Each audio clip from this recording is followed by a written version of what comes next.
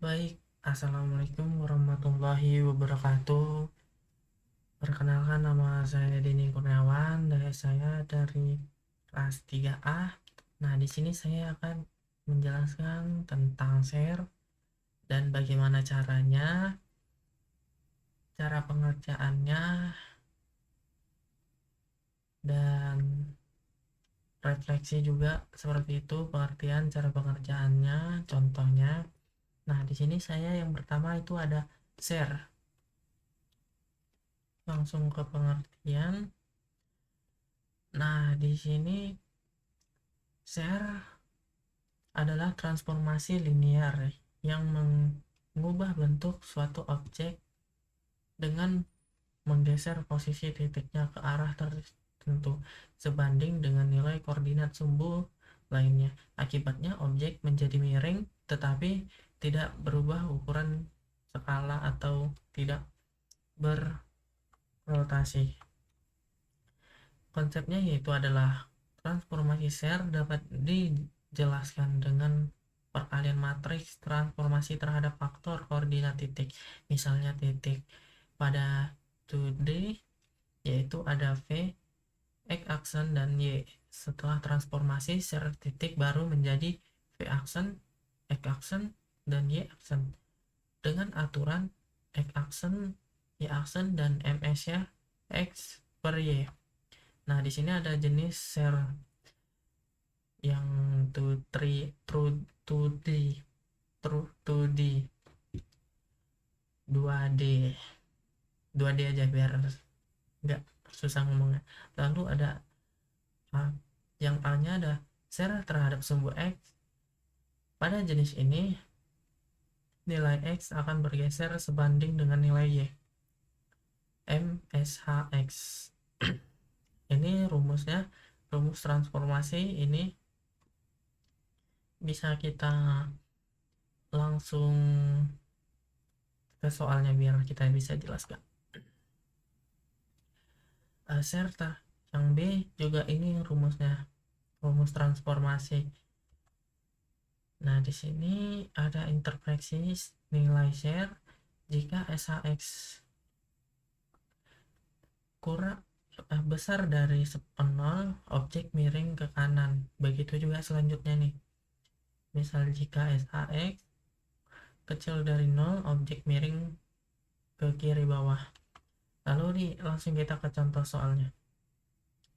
Diberikan titik P 2/3 di bidang 2D, lakukan share terhadap sumbu X dengan faktor share SH X sama dengan 0,5. Tentukan koordinat titik baru terhadap transformasi. Nah, kita bisa nih diketahui M-nya seperti ini. Nah, ini kita dapat dari mana? Ini kita dapat dari rumus nih, rumusnya nih. Nah, lalu P-nya kita dapat dari sini, P 2/3. Lalu menggunakan share terhadap sumbu X.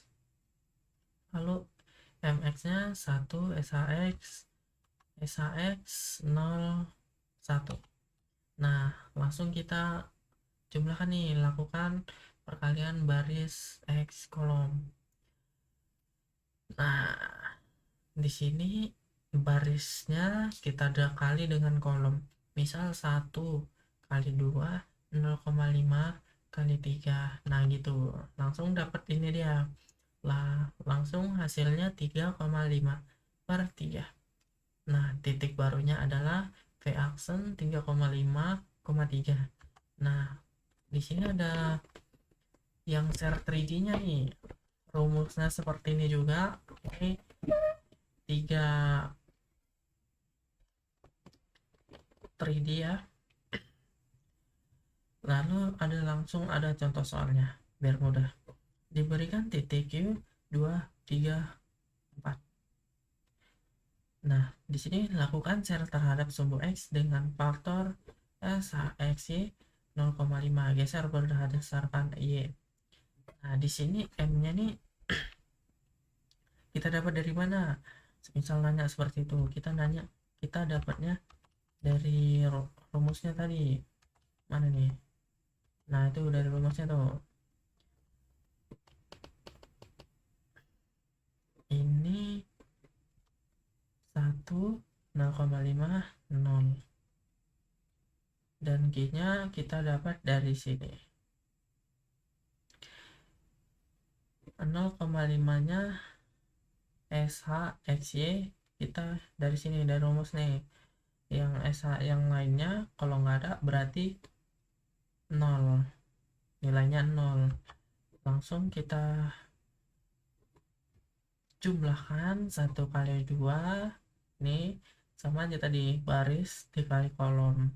Nah gitu, lalu hasilnya mendapat 3,5 per 3 per 4, maka hasilnya V aksen 3,5 3 per 4. Lalu ada refleksi nih. Refleksi itu adalah transformasi geometris yang menghasilkan bayangan cermin dari suatu objek terhadap sumbu atau bidang tertentu. Refleksi juga digunakan untuk membalikan posisi titik atau objek sehingga arah dan posisi relatifnya menjadi simetris terhadap garis 2D dan 3D. Nah, di sini ada jenis-jenis refleksi yang 2D. Langsung aja ke soalnya. Ini nanti saya jelaskan langsung berserta contoh soalnya. Nah, di sini ada rumusnya. Contoh soalnya, diberikan titik V 4,2. Nah, lalu lakukan refleksi terhadap sumbu X. Nah, kita tahu nih sumbu X-nya nih terhadap sumbu X berarti nanti yang digunakan yang ini nih, yang awal nih. Lalu tentukan koordinat tertentu titik baru setelah transformasi. Langsung kita jumlahkan, yaitu 1 kali 4, 0 kali 2, 0 kali 4 min 1 kali 2. Nah, langsung seperti tadi, baris kali kolom, lalu kita mendapatkan hasil 4 per min 2. Lalu maka titik baru adalah V aksen 4, min 2. Nah, seperti itu. Nah, ini sama nih ya, refleksi yang 3D nih.